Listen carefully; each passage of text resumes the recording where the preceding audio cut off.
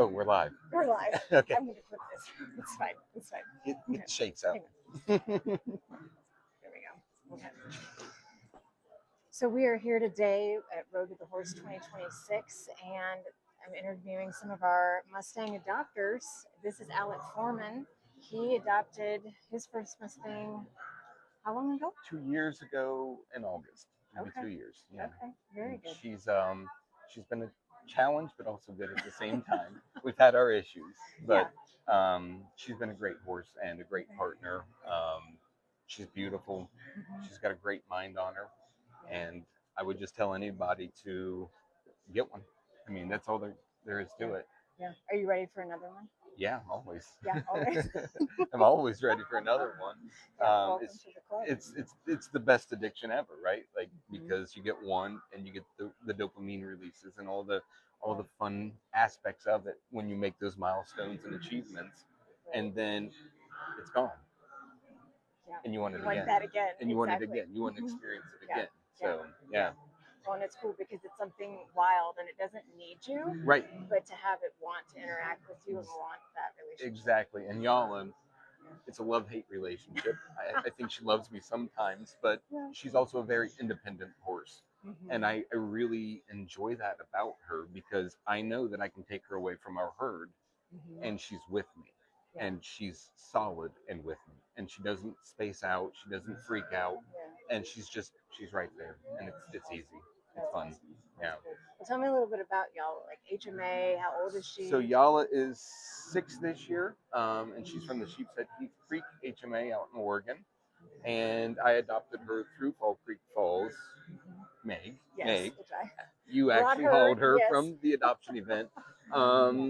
And I decided to get her just based off of a shoulder profile, the picture that you sent of her in the loading chute. Yeah. And I saw her eyes. I saw that she was a buckskin, which has been my dream horse forever since Kevin Costner and Dances with Wolves. I love it. I mean, I didn't know seriously, that was the inspiration. yeah. Okay. Cisco, the Mustang, Yes, right. or he wasn't a Mustang, but he was a buckskin. And you know, I watched that kid as a kid, and I'm like, I want a buckskin, and I've never had the opportunity until now. Okay. Yeah. And so as soon as I saw her face, I was on the phone before she was even listed, and I was first in line, and I got her. So I got her in August 11th, I think, of 2024. Yeah. And within 2 weeks, I had her holdered and leading and brushed. Wow. I had her feet trimmed, all 4 feet within 2 weeks. Yeah. Which you are.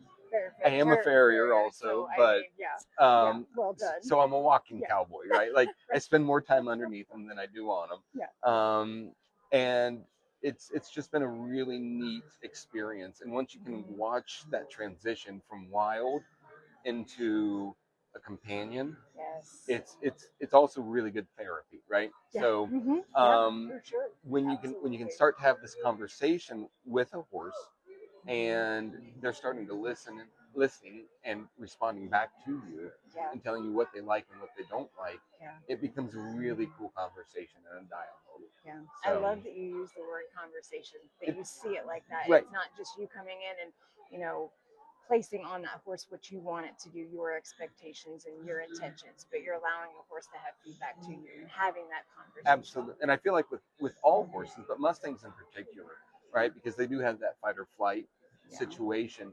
We have to have a conversation. And, I use this in my farrier practice as well. I tell people, I'm really good with horses that have issues, or donkeys for that matter, burros and donkeys, right? Because most farriers come in and they have this disposition that they're going to manhandle this animal and they're going to make them stand and they're going to do that. And donkeys, mules, Mustangs, they're smart enough to realize that, and they see it when you walk through the door. And if you have that, that mindset, they're going to make you have a bad day. And it's not going to be good. So I've learned through my farrier practice, right, this conversation, and it's a give and a take, and it's asking, not telling. Yes. And it's once you start to relate that, and you start to ask for permission, or you ask for this. Right. There's a time and place where you might have to tell, right, if you've asked enough. Yes. But in the end, it's more it's a give and take, and you really just have to listen to that horse. Yeah. And so that's also where the therapy aspect comes in. So with Right. veterans, and also Yeah. I'm a veteran, right? Right. So Totally when agree. we have these moments that we as humans have to be vulnerable Mhm. to allow that horse to be vulnerable and to Right. start to trust us. Yeah. That's a really big thing that, you Mhm. know, I might not be able to have a conversation with a person, Right. but I can go out and I can have that conversation Yes. with a horse. And Yes. and for me, the Mustangs are where it's at. I love that. Yeah. That's awesome. It's fun. Yeah. So at the end of the day, you do it again. I'd do it again tomorrow. I would. And Meg Good. knows this because we've been on the Yes. phone a lot. Mhm. Yeah, I might be an enabler. She just is. a little She's. bit. It's great though. Yeah. I do plan on getting another one. Yeah. I don't know if it'll be this year or next yeah. year, but Yeah. like, it's Yeah. going to happen. It's imminent. It's at some going to point. happen. I've Yeah. already got a Yeah. name Yes, you picked do. out, Yes, it's um, fantastic. and Stay tuned for stay that. tuned for the name, right? Because it's a good Yes. one. Yeah. But no, I think that, you know, for anybody now, that being said, you might want to edit this out, but like if you're not an experienced horse person, Mhm. I strongly would suggest that you get with an experienced horse person Yes. to Yes. make the adoption process, the gentling process, Mhm. that much easier, because that's where a lot of people get hung up is Yeah. they think they know what they're doing and mistakes happen, Yeah. and then people lose their confidence and people lose their drive, and then that Mustang gets put on the back burner. Yeah. Any horse for that matter. It doesn't have to just Yeah. be a Mustang, No. right? No. But any no. horse, you know, that somebody isn't having those successful moments with, Mhm. they start to have negative moments, Right. and then Right. they just lose interest. Yeah, no, and that's where we're trying to come alongside the adopters to give them something to do with their Mustang. Like, great, I've adopted it, and now I'm home. And now what? Now what? Right. We're trying to create that community to Yeah. have that support And, network. and I think it's because huge. it's so important. I think it's because huge. It's a daunting process, especially if you've got one home that doesn't necessarily want the domestic life right off the bat. Right. You know, like they're a little skittish and There's- unsure. Exactly. It's, Well, it can be hard. and there's a lot of anxiety that goes into going to pick up the first Mustang, Mhm. right?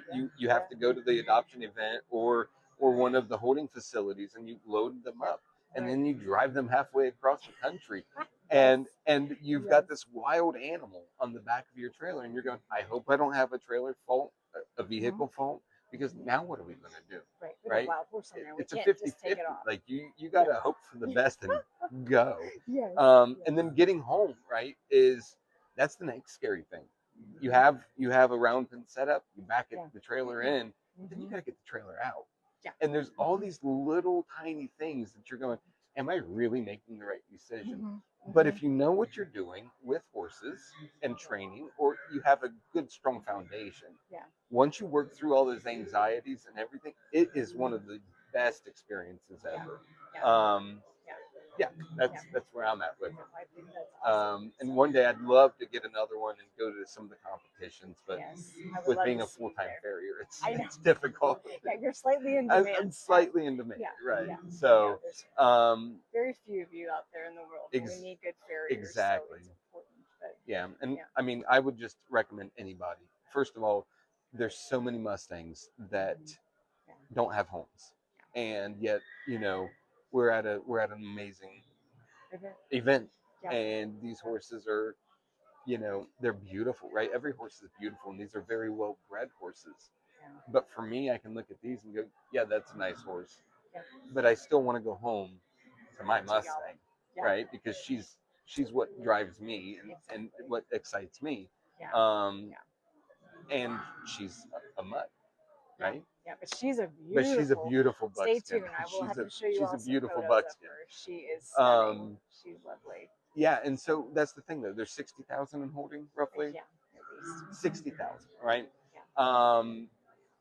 And there's more out on the ranges, and with herd management and everything, there's going to be more There's coming in. coming. You know, Yeah. and so I would encourage anybody that is in the equine industry, in the equine world, if you're a horse owner, get a Mustang, because I can guarantee you, once you've had one, you're going to want another one, because they're just that unique and that different. And they come in every size, shape, and color. Exactly. Yeah. Every temperament. Yeah. There's no discipline that they whack can't at. do. They can't. No. Yeah, No, they're very versatile. they can do Yeah. reining, they can do western, they can do barrels, they can do English, they can do dressage, they can jump, Yeah. all the things. Yes. I mean, Yeah. mounted cowboy shooting, you Yes. name it. Yes. It is the most versatile equine, in my opinion, there is.